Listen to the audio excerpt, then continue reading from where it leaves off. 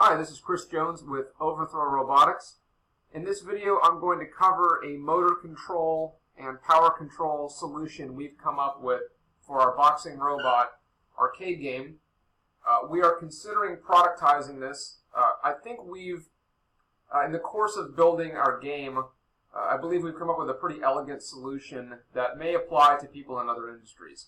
So I'm going to walk through it, and if we get feedback, if people have interest in buying this, then we may productize it and sell just this solution separately. So I'll start off describing sort of the problem we ran into during development, and then kind of get into and walk through what we have on screen here.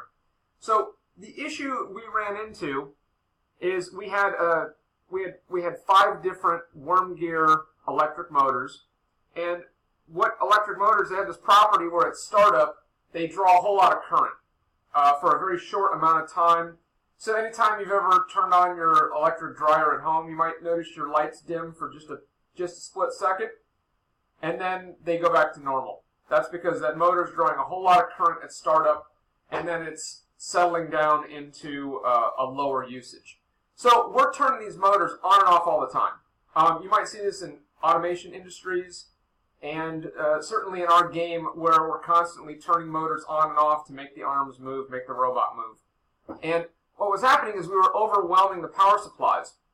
So, in a mobile robot situation, you might throw a lead-acid battery at it, and that battery might have all the current you need for those moments when motors are turning on. But if you're plugged into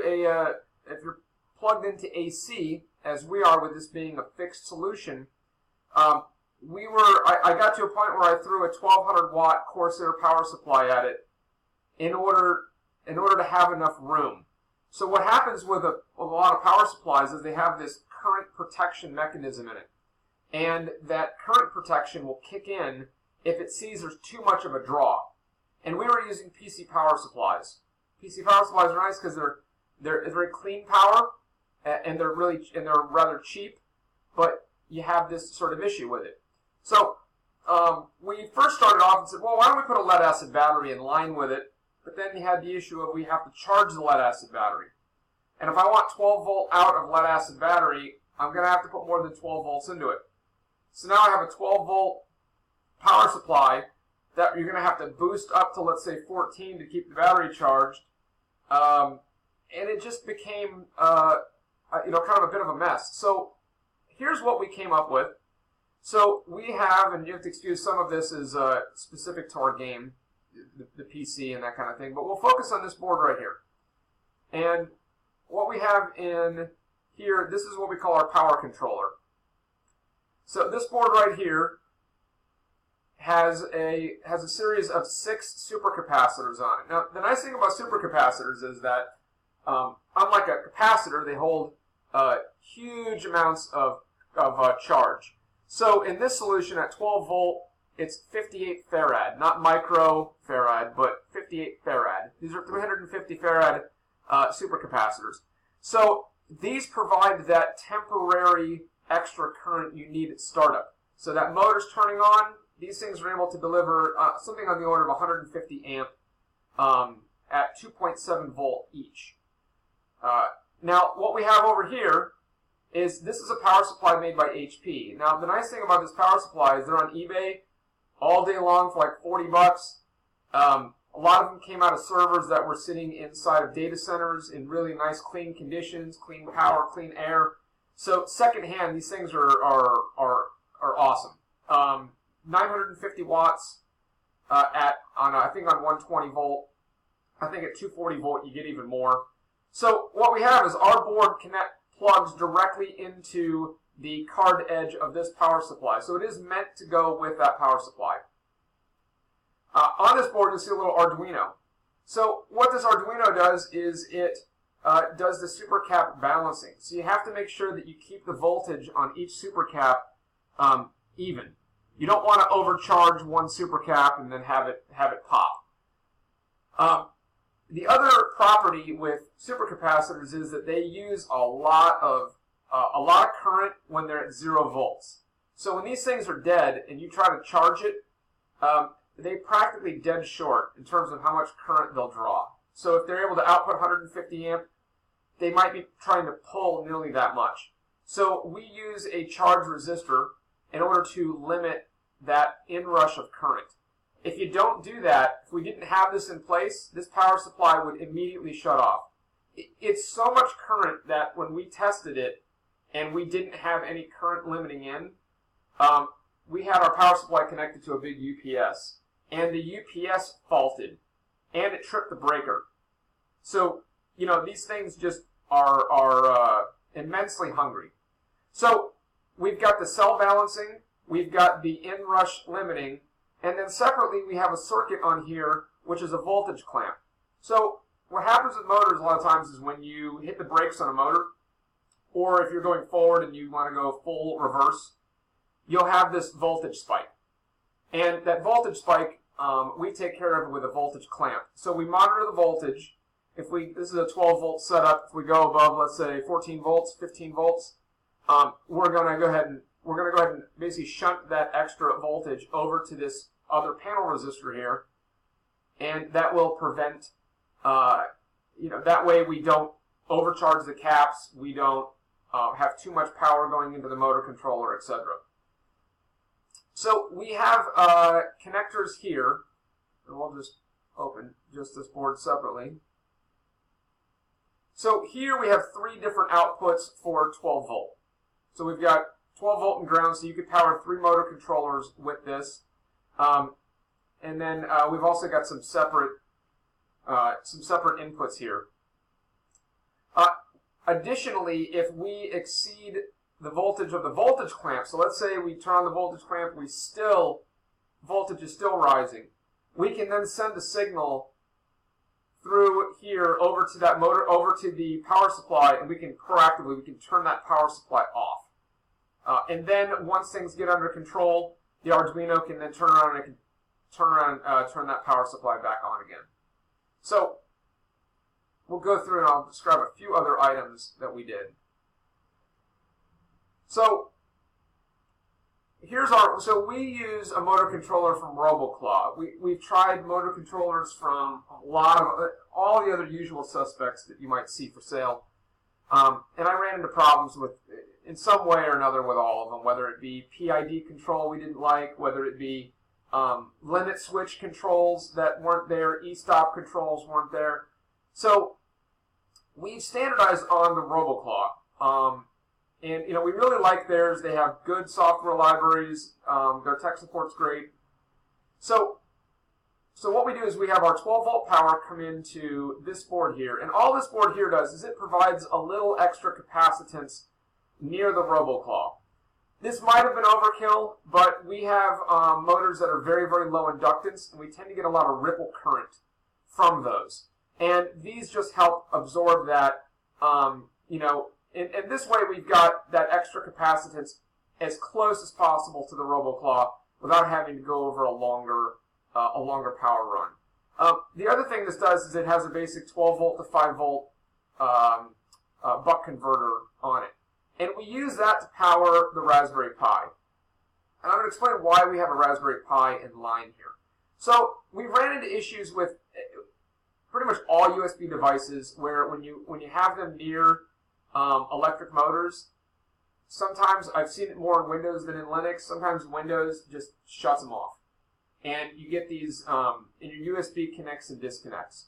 So we also didn't want to be limited by USB cable limitations. So what we did is we took the RoboClaw and we built a little shield that plugs on top of it. And that gives us a connection for sending our quadrature encoder signals and also sending over any of our limit switch and e-stop with a nice little screw terminal instead of the header pins. So we also built this hat that goes on top of a Raspberry Pi. So one thing it does, and I guess a couple of our connectors here didn't come through in this model, but we connect, we have output on the left going to the RoboClaw, and we have input coming in from an encoder. So this is kind of an elegant encoder solution we came up with.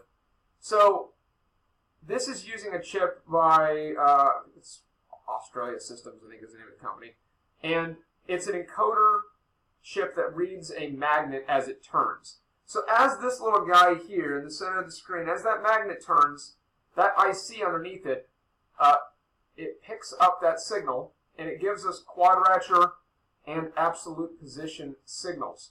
And I'll tell you in a moment why we really wanted both of those. So we take those signals, and this is again using just regular Ethernet. It's nice as you can use shielded Ethernet cable, and we've had good luck running that in your motors. And we feed that back into the Raspberry Pi. So what we do on the Raspberry Pi is we run a WebSocket server. So we can control everything with the RoboClaw entirely through WebSocket, which is nice because you can use that in any library. And also I can have my RoboClaw, my whole motor control setup can be as far away as I want from the PC. You could use this RoboClaw to put for your whole application, but like us, you may have other software, other things going on, and you just want to be able to talk to the Raspberry Pi. You just want to do all your motor control over WebSocket. You see this a lot of times in industrial automation, using things such as like EtherCAT, but that stuff can get really expensive, and this is a lot cheaper. So I want to go back to the encoder. So the reason we do both quadrature and absolute, and most encoders out there are not going to do both. So if you're familiar with how an encoder works, your quadrature signal tells us it's kind of like a, think of it as a timer on a timer versus a clock. It can tell me really how many steps forward we've gone or how many steps backward. But it doesn't know what time it is. It doesn't know the position of the motor.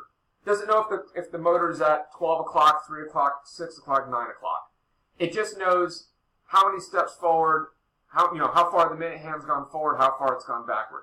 Well, usually that's made up for with what's called an index signal. So once per rotation, some arbitrary location is your index, and it fires off and it gives you the index position. Problem is, at startup, you've got to run your motor a full rotation or some fraction of it before you hit the index signal and you know where you are. That's a problem. The other thing is that if your quadrature drops signals, drops steps, sometimes they do, sometimes things get out of alignment, you don't really have a good way to reset it, other than, again, waiting full rotations for that index signal. So we take that absolute position, and we pass it through the Raspberry Pi into the RoboClaw, and at startup, you can send a WebSocket command that will take that absolute position, which is from 0 to 1023, and it will update the RoboClaw's current quadrature position with that value. So now I have a known exact starting location without having to do a full rotation, without that startup cycle, which we didn't want to have. We just want to turn it on, we know the position, and we go. So we really get the benefit of both. So separately, and I'll show you what that WebSocket output looks like here in a second. Okay, so I'm just using a basic WebSocket browser plugin, but this is going to feed you can get this data from any WebSocket client, whether it's Java, C#, Python, they all have them. So let me close this connection here so you can kind of see what's happening. So it's streaming us a bunch of different values. So we've got two motor controllers connected into on this setup, and we've got two motors in each one. So this is telling me motor 1, my absolute position, my quadrature position. Again, we synced them so they're the same. Absolute is always 0 to 1023. Your quadrature could be, plus minus infinity, basically.